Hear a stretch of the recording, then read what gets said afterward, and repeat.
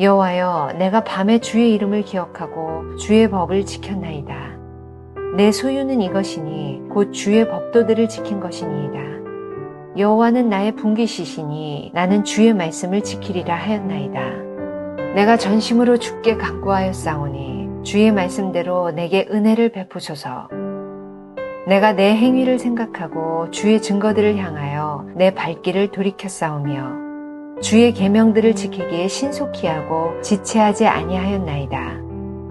악인들의 줄이 내게 두루 얽혔을지라도 나는 주의 법을 잊지 아니하였나이다. 내가 주의 의로운 규례들로 말미암아 밤중에 일어나 주께 감사하리이다. 나는 주를 경외하는 모든 자들과 주의 법도들을 지키는 자들의 친구라.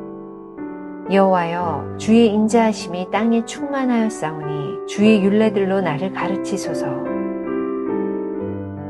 여호와여, 주의 말씀대로 주의 종을 선대하셨나이다. 내가 주의 계명들을 믿었사오니 좋은 명철과 지식을 내게 가르치소서.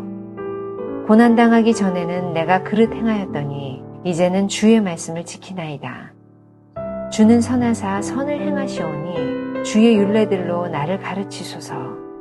교만한 자들이 거짓을 지어 나를 치려하였사오나 나는 전심으로 주의 법도들을 지키리라. 그들의 마음은 살쪄서 기름덩이 같으나 나는 주의 법을 즐거워하나이다. 고난당한 것이 내게 유익이라. 이로 말미암아 내가 주의 율례들을 배우게 되었나이다. 주의 입의 법이 내게는 천천금은보다 좋으니이다. 주의 손이 나를 만들고 세우셨사오니 내가 깨달아 주의 계명들을 배우게 하소서. 주를 경외하는 자들이 나를 보고 기뻐하는 것은 내가 주의 말씀을 바라는 까닭이니이다. 여호와여, 내가 알거니와 주의 심판은 의로우시고 주께서 나를 괴롭게 하심은 성실하심 때문이니이다. 안녕하세요. 오늘은 내가 하나님의 말씀을 사모하는 이유, 고난의 유익이라는 제목으로 함께 말씀을 나누고자 합니다.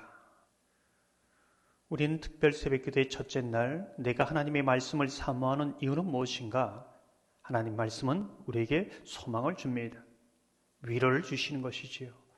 그래서 우리의 영혼을 살려서 우리의 영혼에 끼어 주님을 찬양하게 하십니다. 우리의 가는 길을 거침이 없는 자유롭게 나아가게 하시는 것이지요.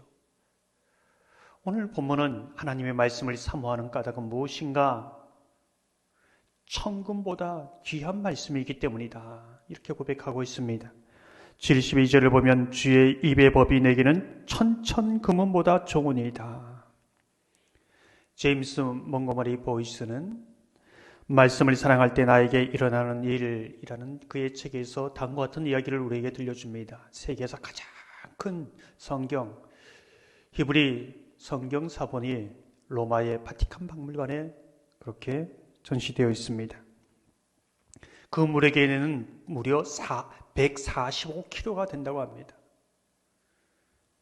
오늘 러시아에 있는 유대인 연합에서 그 성경책을 주면 그 무게만큼 금을 주겠다라고 제안을 합니다. 하지만 거절하지요. 왜 그렇습니까?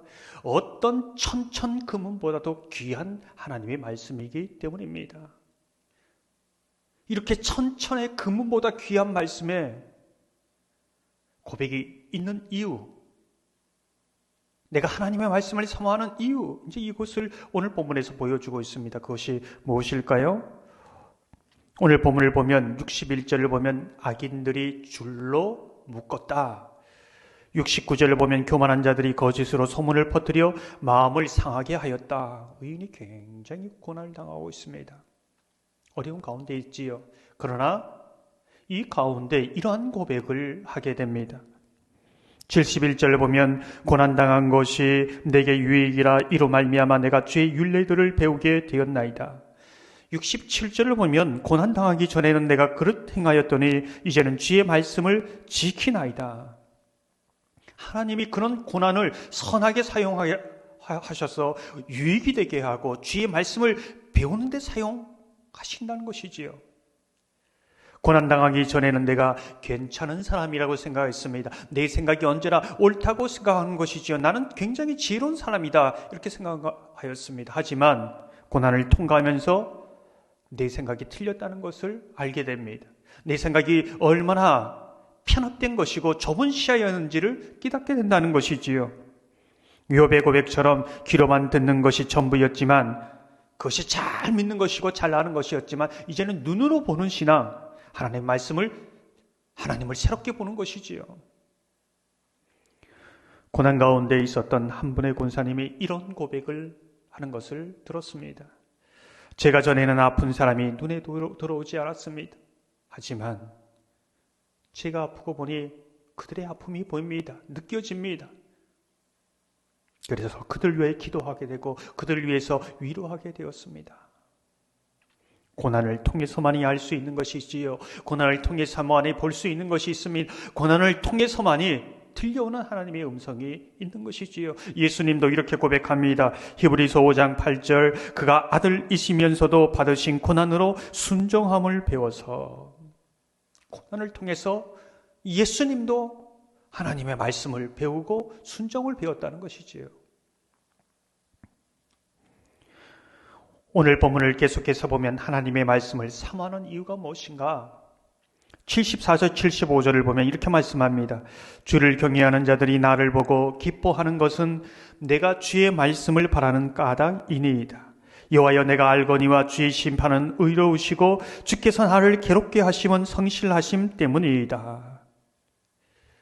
이런 구절을 보면 주께서 나를 괴롭게 하심은 성실하심 때문이다. 하나님 말씀을 통하여 이걸 깨닫게 되는 것이지요. 주님께서 괴롭게 하시는 것, 나를 괴롭게 하시는 것이 성실하심이다. 이해가 되십니까? 내가 괴로운데 그것이 주님의 성실하심이라니요. 어떤 의미일까요? 하나님께서 나의 모난 부분, 마음의 쓴뿌리 여러 부분을 그냥 놔두지 않습니다. 그것을 하나씩 하나씩 다듬어 갑니다. 마치 베드로를 반석으로 만들어가는 것처럼 그것을 멈추지 않는 것이지요. 왜 그렇습니까? 사랑하시기 때문에 그렇지요. 그러나 그 과정은 괴롭습니다. 하나님은 우리를 사랑하시고 우리를 구원하시기 위해, 우리를 하나님의 사람으로 세워가시기 위해 그 성실하심을 우리에게 보이셨습니다. 그 성실하심을 멈추지 않으셨습니다. 갈라디아서 6장 9절을 보면 이렇게 말씀합니다. 우리가 선을 행하되 낙심하지 말지니 포기하지 아니하면 때가 이름에 거두리라. 괴로운 가운데서도, 아무것도 보이지 않는 가운데서도 하나님의 성실하심을 믿는다면 당장 아무것도 나타나지 않는다 할지라도 때가 이르면 거두게 하시는 하나님의 선하심을 인내하면서 보아야 한다는 것이지요. 그게 하나님의 성실하심에 응답하는 우리의 성실하는 모습이라는 겁니다. 고린도후서 12장 12절을 보면 이렇게 말씀합니다. 사도의 표가 된 것은 내가 너희 가운데서 모든 참음과 표적과 기사와 능력을 행한 것이라. 주를 따르는 그 사도들의 최고의 하나님이 함께 하신 표적은 기사가 아닙니다. 능력이 아닙니다. 제일 첫 번째가 모든 참음입니다. 하나님의 성실하시고 온전히 그의 뜻을 이루시는 것을 인내함으로 바라보는 것, 그것이 사도의 표요, 그리스도인의 표라고 할 수 있습니다. 사랑하는 성도 여러분, 주님께서 나를 괴롭게 하는 것은 주의 성실하심이라는 것을 믿으시기 바랍니다. 이 모든 고난을 유익해 하시고 주의 윤리를 배우게 하시고 주님의 사람으로 세워가시는 것임을 믿음으로 바라보시는 저와 여러분 되기를 주님의 이름으로 축원합니다.